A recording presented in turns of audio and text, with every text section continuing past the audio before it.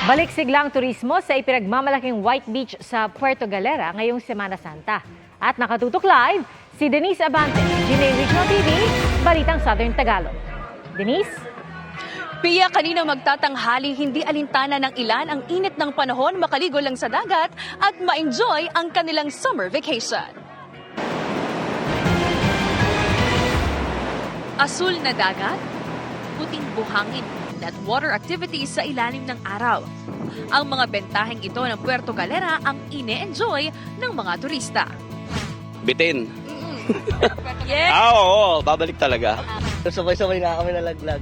Gawa ng na-stress sa trabaho, mabawasan man lang. Enjoy naman po. Iyan din ang hanap ni Eljen at mga kaibigan. Kaya heto at nasa Puerto Galera na sila matapos ang ilang buwang pagpaplano.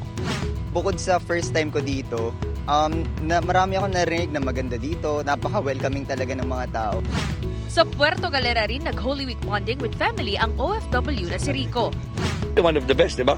Puerto Galera. Pag ang mga anak mo ang makikita mga bata nag-i-enjoy, masaya ka na rin. Inaasahan ng Puerto Galera LGU na mahigit 17,000 ang mga turista ngayong Holy Week. Nagkaroon po kami ng mga preparations for the sites po para mapalinis po namin at makita ang safetyness po sa aming bayan. 24 oras nakabantay ang Puerto Galera Municipal Disaster Risk Reduction and Management Office.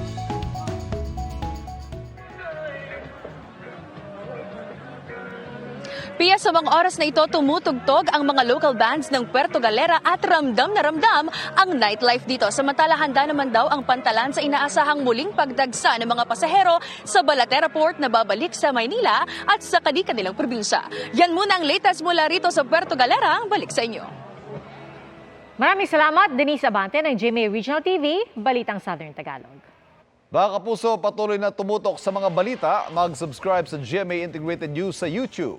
Sa mga kapuso abroad, samahan niyo kami sa GMA Pinoy TV at www.gmanews.tv.